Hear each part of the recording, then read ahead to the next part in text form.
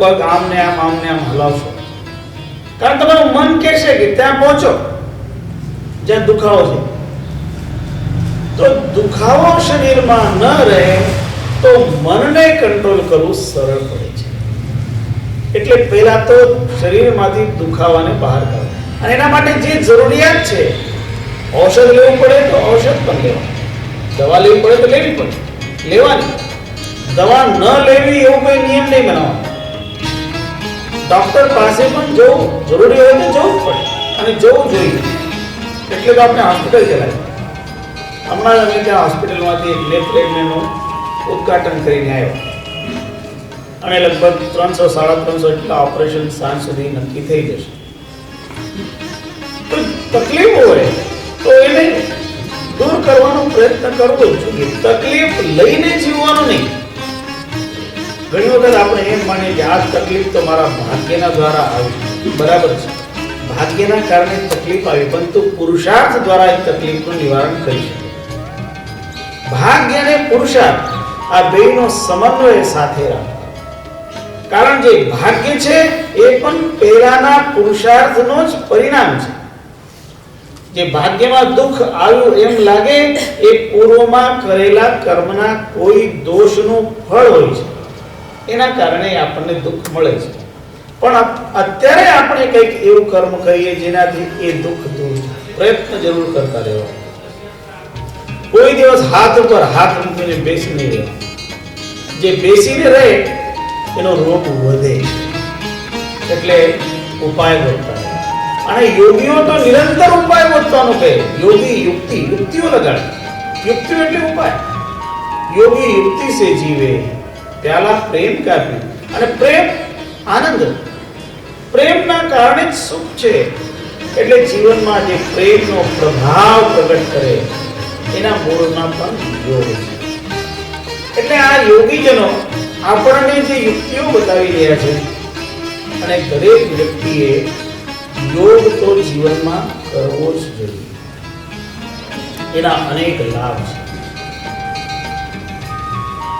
શરીર સ્વસ્થ રહે, મન સ્વસ્થ રહે, અને જે વ્યક્તિનું તન મન સ્વસ્થ હોય એ જ સાચી રીતે આ જગતમાં સુખી હોય છે. કોઈ વ્યક્તિ પાસે ઘણું ધન હોય પણ એનો તન અને મન સ્વસ્થ ન હોય તો એ ધનથી શું? આજના યુગમાં લોકો ધનને વધુ મહત્વ આપે છે. ધનનું મહત્વ છે, આપણે એમ નથી કહેતા કે ધનનું મહત્વ નથી.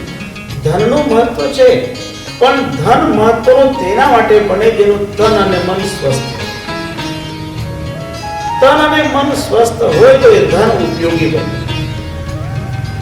પણ ધન પુષ્કળ કમાણો અને એના માટે તન અને મનને અસ્વસ્થ કરી નાખ્યા, તો પછી એ તનને અને મનનો સ્વાસ્થ્ય પાછું મેળવવા માટે એ જ ધનને વાપરવાનું શરૂઆત. અને એક વખત કોઈ વસ્તુ બગડી જાય ને તો પછી પહેલા જેવી તો નહીં. જે નવી હોય અને એમાં બગાડો આવી ગયો પછી તમે એમાં તો કાં થીગડો કરો કાં તો એના પૂર્જા જોડો, તો એ જોડાણ થાય. તૂટેલું હોય, સાંધેલું હોય, એક વખત કપડું ફાટી જાય ને પછી ગમે તેવી રીતે સાંધો તમે એ નવો નહીં થાય. એક વખત દોરો તૂટી જાય પછી તમે ગમે તેવી રીતે એને સાંધવાની કોશિશ કરો, એમાં ગાંઠ પડી જાય. એ જેવી હતી એવી તો થવાની જ નથી વસ્તુ. એવી રીતે એક વખત બગડી ગયા પછી એ જેવું હતું એવું તો થવાનું નથી. પણ આપણે કોશિશ કરીએ કે નજીક સુધી પહોંચી જાય. એટલે મૂળ કોશિશ તો એ કરવી કે પહેલા બગાડ ન થાય. સારામાં સારું આપણે ત્યાં આપણા દેશમાં એક આયુર્વેદ શાસ્ત્ર એ કહે છે કે વ્યક્તિએ પહેલા કોશિશ કરવાની કે પૂર્ણ સ્વસ્થ જ રહે, બીમાર જ ન પડે. કોશિશ તો એવી કરવાની. પણ સ્વસ્થ રાખવાની કોશિશ કરતા છતાં કોઈ કારણવશ વ્યક્તિ બીમાર પડે તો પછી એનો ઉપાય છે આપણે જે બીમારી છે એ વહેલામાં વહેલી દૂર થઈ જાય. અને એના માટે પછી જુદા જુદા ઔષધ, એમાં રસૌષધિ, વનસ્પતિની કાષ્ઠ ઔષધિ, અનેક પ્રકારની ઔષધિઓનું ત્યાં વિવેચન કર્યું. ઉપયોગ એક જ, જરૂરત એની એક જ કે આપણું સ્વાસ્થ્ય ફરીથી સારું થાય. અને માનવીનું સ્વાસ્થ્ય એ એનું પહેલું સુખ છે. એટલે જ આપણે ગુજરાતીમાં તો કહીએ, પહેલું સુખ તે જાતે નર્યા. આપણે આપણા શરીરનું સુખ સાચવીએ તો એ પહેલું છે. બાકી પછી બીજા સુખ તો છેલ્લે પાછળ, પણ પહેલું સુખ છે સ્વાસ્થ્ય. એટલે આ કોશિશ તો દરેક વ્યક્તિએ રાખવાની કે આપણું સ્વાસ્થ્ય સારું. અને સ્વાસ્થ્ય સારું રાખવા માટે આહાર, વિહાર, નિદ્રા, શ્રમ આ બધી જ વસ્તુઓનું યોગ્ય અનુપાલન કરવું. આપણો જે આહાર હોય એ આહાર સૂક્ષ્મ આહાર હોય. સૂક્ષ્મ આહાર એટલે કોઈ દિવસ એટલું નહીં ખવાય કે આપણું પેટ કહે ત્યારે ભાઈ તે શું કામ આટલું. પેટમાં કાયમ ખૂબ જગ્યા રાખે સૂક્ષ્મ અલ્પા. અને જે વ્યક્તિ યોગ્ય માત્રામાં આહાર કરે એ જ સાચી રીતે યોગી બની શકે.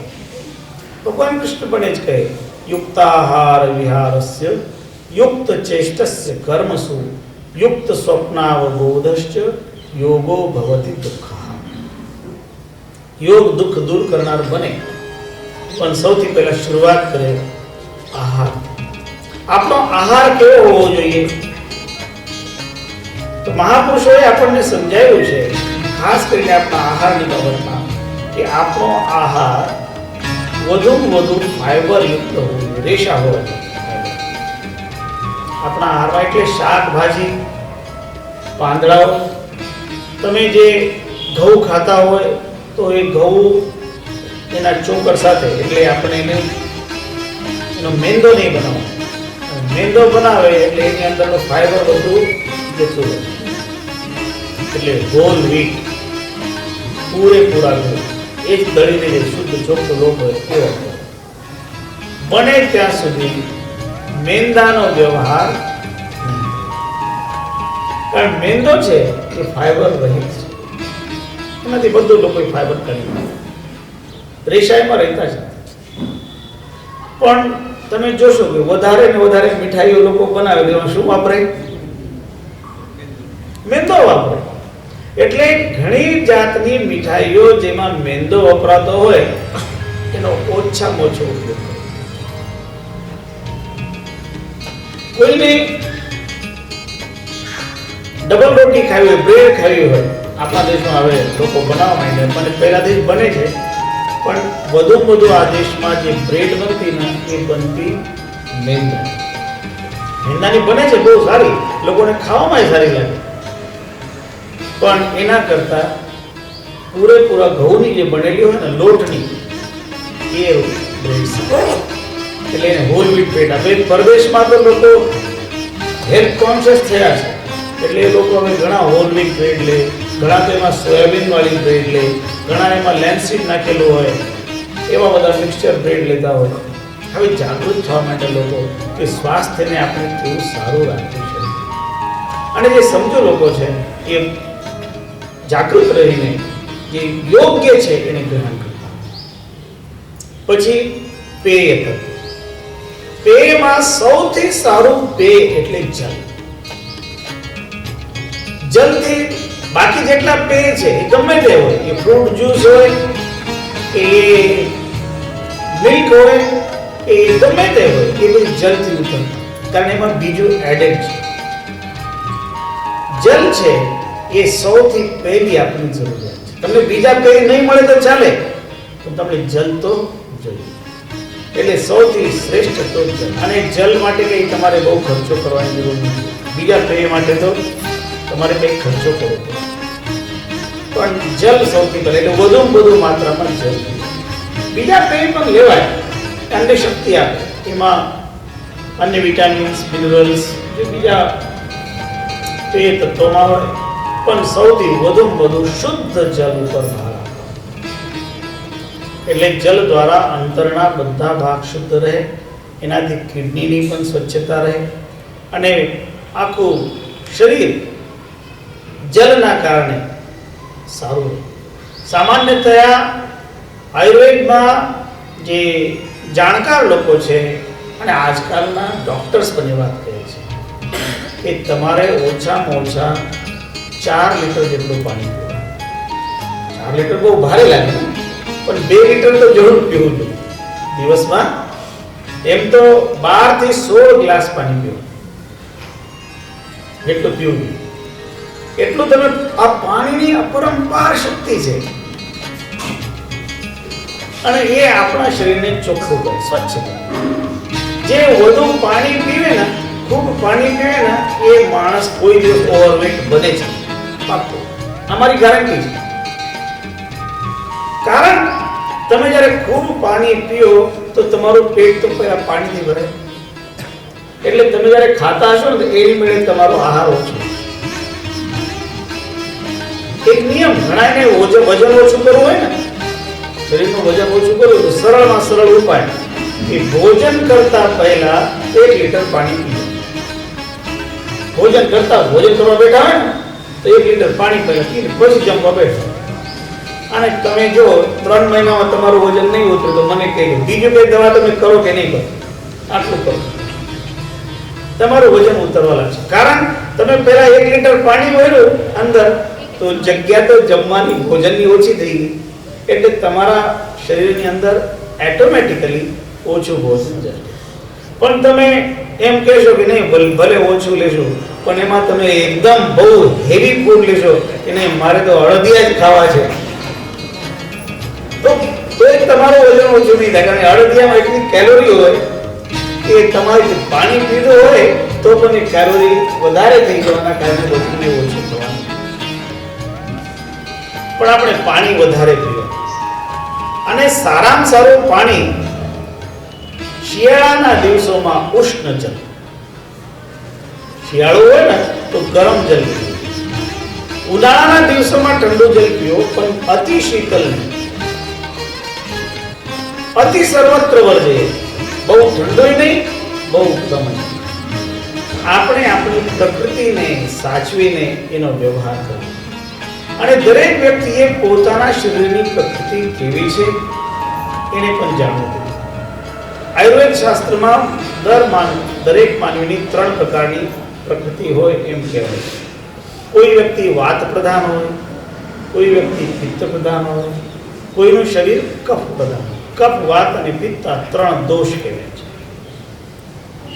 અને આપણા દેશમાં ઘણી વનસ્પતિઓ એવી હોય છે 3 દોષોને સમ કરી શકે, નિવારણ કરી શકે, એવા ઘણા ઔષધો છે.